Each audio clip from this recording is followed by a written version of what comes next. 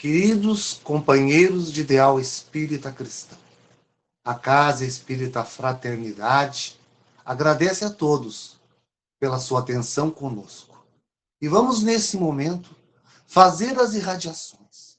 É um momento que vamos fazer vibrar os nossos corações, os nossos sentimentos, para que os nossos pensamentos se dirijam aos lares dos nossos entes queridos, dos nossos afetos, e possa levar a esses lares muita paz. Possa levar a esses lares a confiança plena e a fé neste Pai maior. Continuando nessa incursão mental, vamos nós aqui, meus irmãos, visitar aos hospitais.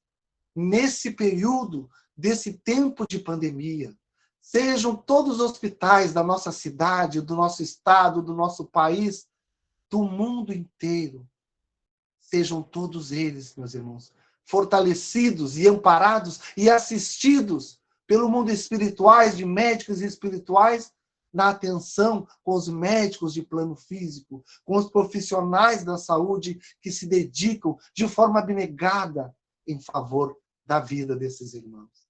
Também rogamos a vossa misericórdia para aqueles irmãos que durante esta pandemia estão passando a provação, estão partindo para a espiritualidade, que eles sejam acolhidos com todo o carinho, com toda a dedicação do plano espiritual. E também solicitamos que os seus entes queridos, que aqui permanecem conosco em seus lares, possam dedicar a eles uma prece de gratidão pelo tempo que o Pai propiciou deles estarem aqui em seus lares com seus familiares. Rogamos assim, Senhor, que neste momento, então, de pandemia, a humanidade toda, meus irmãos, possa compreender essa lição que a doutrina espírita nos traz através do Mestre Jesus. É tempo de aprender com a humildade, de sermos todos iguais que somos, filhos do mesmo Pai. É tempo de caridade, de solidariedade e de fraternidade, para que avançamos na direção da senda do bem e da felicidade. Rogamos assim que todos esses irmãos mais necessitados, mais desamparados, possam agasalhar no íntimo do seu coração todo o bem que precisam. Que assim seja. Queridos irmãos e queridas irmãs, que a paz do nosso Divino Mestre Jesus possa, nesses momentos, envolver a todos nós. O tema da nossa exposição de hoje será a capacidade de ver. Para esse trabalho, nós utilizamos as seguintes obras: Luz Imperecível, elaborada pela União Espírita Mineira; O Sermão do Monte, de Rodolfo Calegares; e o Evangelho segundo o Espiritismo, nos seus capítulos 8º e 24.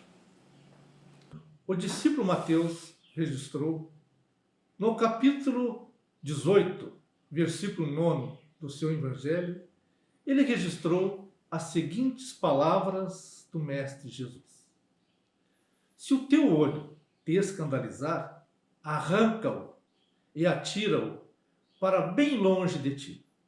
Melhor te é entrar na vida com um só olho do que tendo dois e seres jogado no fogo do inferno. Os nossos olhos, a todo momento, fixam-se em cenas, paisagens, seres animados, seres inanimados, levando essas imagens ao nosso cérebro, que as decodifica e lhes dá as interpretações consoantes com o nosso desenvolvimento intelectual e moral. De forma que aquilo que é visto por uma criança e um adulto, ao mesmo tempo, pode ter significado diverso, pois a compreensão de ambos, a criança e o adulto, não é a mesma. Jesus, quando falava com determinadas pessoas, ele usava de uma linguagem figurada, simbólica, que retratava o cotidiano daquelas pessoas, fazendo assim com que as suas palavras fossem melhor compreendidas por elas. Mateus também nos relata, no seu Evangelho, no capítulo 13, de 10 a 15, que os discípulos questionaram Jesus por causa disso. Pois para eles, os discípulos, o mestre utilizava-se de uma linguagem mais rebuscada. E Jesus então respondeu que a eles foi dado conhecer os mistérios do reino dos céus, porque eles tinham a sua capacidade intelectual e moral mais desenvolvida, enquanto aqueles outros, a maioria do povo, isto ainda não lhes tinha sido dado. Porque as suas capacidades de entendimento ainda eram pequenas e eles, mesmo vendo, não enxergavam, isto é, não viam a realidade, a clareza dos fatos e os interpretavam de maneiras diferentes. Vemos assim que à medida que avançamos em nossa jornada evolutiva, ampliamos também as nossas faculdades de observação e sensibilidade, potencializando cada vez mais os verdadeiros valores da alma. A nossa capacidade de ver, ela reflete os sentimentos da nossa alma. Enquanto alguns veem beleza em certas paisagens, outros veem feiura. Enquanto uns enxergam lindas flores sobre um pântano, outros percebem apenas lodo. Os discípulos de Jesus, por terem uma percepção mais aguçada das coisas do céu, eles não viam escândalos, isto é, algo que pudesse ferir-lhes a suscetibilidade ou induzi-los ao erro. Eles não viam isso nos atos comuns do cotidiano, onde a maioria do povo via. Por isso, Jesus disse que os olhos dos apóstolos eram ditosos, porque eles sabiam observar e compreender. Isto porque os discípulos já traziam consigo um grande progresso espiritual que era fruto das sucessivas reencarnações bem aproveitadas. A maioria do povo, assim também como os sacerdotes daquela época, eles viam as obras e as ações de Jesus e conservavam-se indiferentes perante elas. As ações do Mestre não os sensibilizavam, não os convenciam e nem encontravam eco em seus corações endurecidos. Este endurecimento não permitia que Jesus os convertesse e nem lhes aliviassem os males. A capacidade de ver para eles era ainda muito precária. Facilmente, eles se escandalizavam com certas coisas que viam, porque os seus corações ainda estavam abertos, receptivos para o mal que os satisfazia e os cegava para as coisas do bem.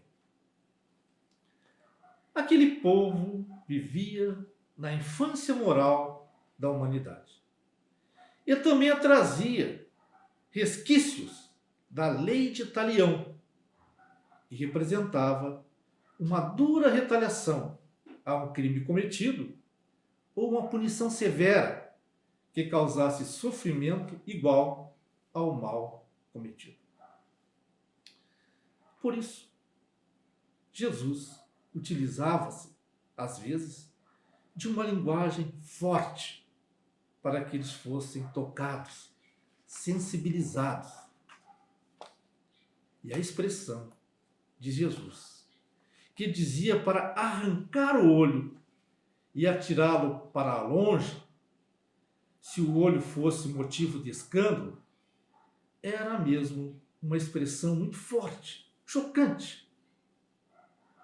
O mestre assim falava para chamar a atenção e causar impacto naquelas pessoas. Mas essa linguagem usada por Jesus, ela era simbólica e não devia ser levada ao pé da letra.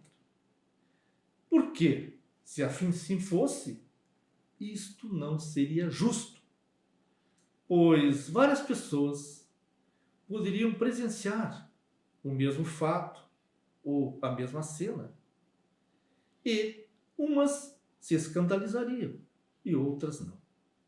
Umas arrancariam um olho, 2 olhos, enquanto que outras nada disso fariam.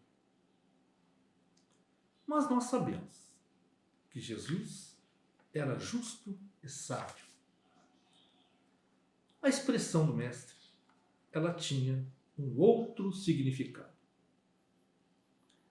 Ela queria dizer que se o olho vier a induzir ou estimular a prática de algum delito ou alguma coisa que seja prejudicial à própria pessoa ou a outrem, o olhar deveria ser desviado, removido para longe daquela cena, porque coisas ruins nos fariam muito mal. Mas para que esta atitude seja tomada conscientemente, nós precisamos domar os nossos sentimentos. O termo arrancar o olho nos induz a pensar em algo que nos mutila fisicamente, nos causando muita dor e nos privando da capacidade visual.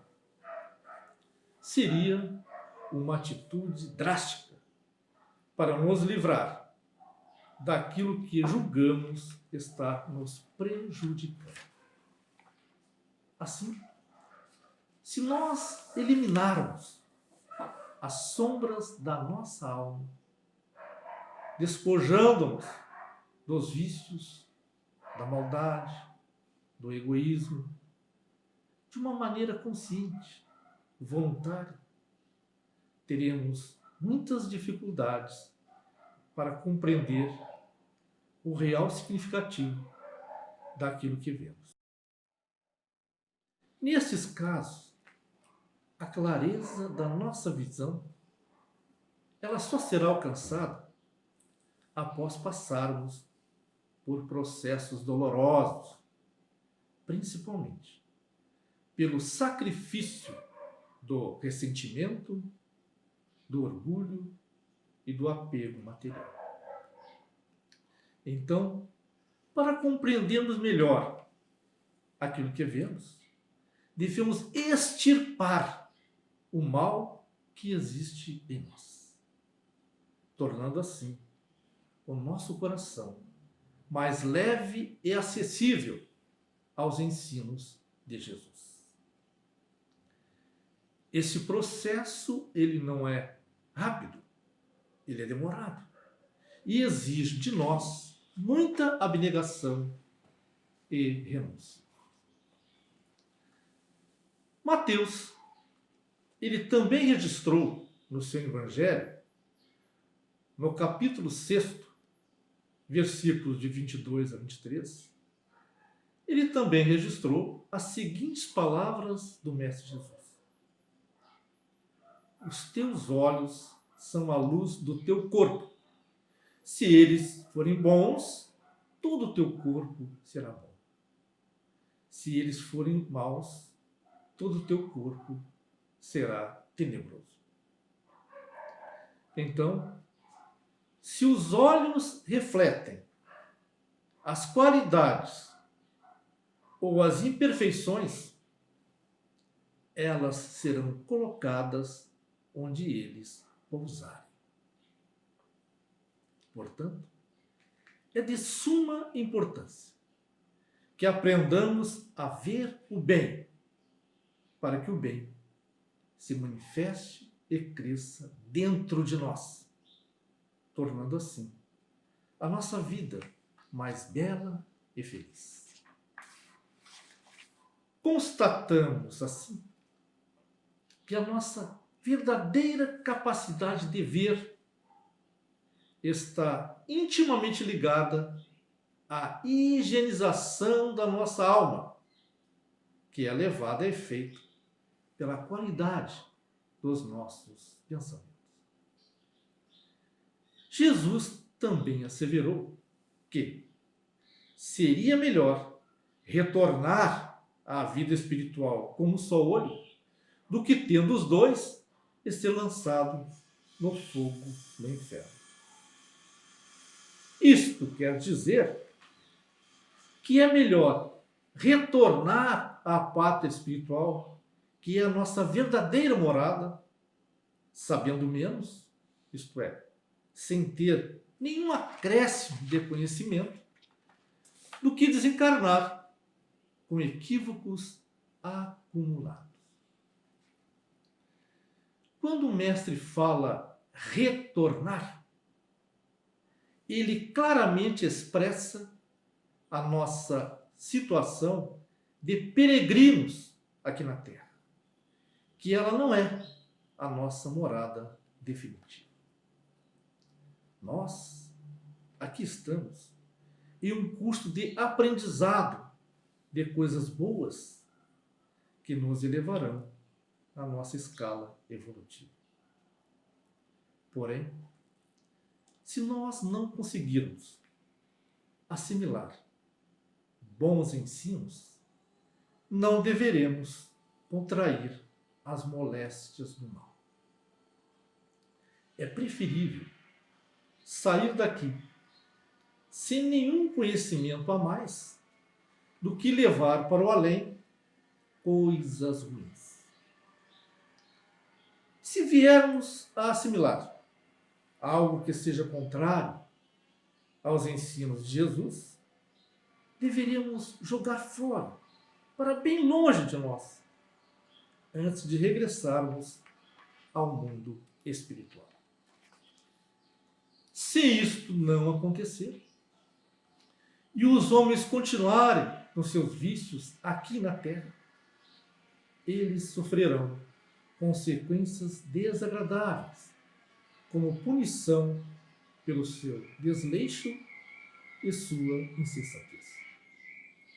Até que, pela dor, venham a compreender o equívoco que estavam envolvidos e procurem destruir em si tudo o que originou ou poderá originar situações erradas ou desagradáveis. Por isso, é necessário arrancar do coração todo sentimento impuro e toda tendência viciosa e jogar para fora, para poder adentrar na morada do Pai mais leve e limpo. A nossa real capacidade de ver, ela só poderá ser adquirida quando o homem tiver condições de entendê-la. E até isto acontecer, ele deverá esforçar-se para ampliar o campo de visão da sua consciência para melhor compreender as lições de Jesus. Somente com um olhar atento, livre de preconceitos, de orgulho, de egoísmo, de maldades, sobre tudo aquilo que nos rodeia, é que conseguiremos perceber lições, beleza, bondade, onde antes víamos futilidades, espinhos e maldades. A nossa capacidade de ver, de entender, ela está diretamente conectada ao interesse de nos tornarmos criaturas melhores. A força de vontade em seguir os ensinamentos de Jesus abrirá as portas da nossa mente e do nosso coração para que a luz divina penetre e ilumine a nossa consciência e também os nossos sentimentos, possibilitando assim que novos conhecimentos sejam concedidos a nós. Quando as pessoas souberem distinguir melhor o que é realidade daquilo que é enganoso, terão menos dificuldades para ver o que deve necessariamente ser visto. E farão assim as suas escolhas certas. Com a capacidade de discernir mais apurada, teremos melhores condições de nos livrar das armadilhas perigosas colocadas em nosso caminho. A nossa capacidade de ver deve estar sempre predisposta ao bem, para que a nossa mente não se turbe com as impurezas da mentira e do engano. Por isso, meus irmãos e minhas irmãs, procuremos ter sempre olhos de ver, como muito bem ressaltou o nosso Divino Mestre Jesus. Muito obrigado. Mestre Jesus, médico de nossas almas, amigo incondicional de todos os momentos, permiti que teus bálsamos, benfazejos, teus bálsamos de luz, visitem os corações de todos esses irmãos, de todo o nosso planeta, e possa assim, Senhor, todos compreenderem que este Pai é de amor, de justiça e de bondade, e que possa contemplar a cada um, agasalhando no seu coração a paz que necessita, o bem que precisa. Que assim seja.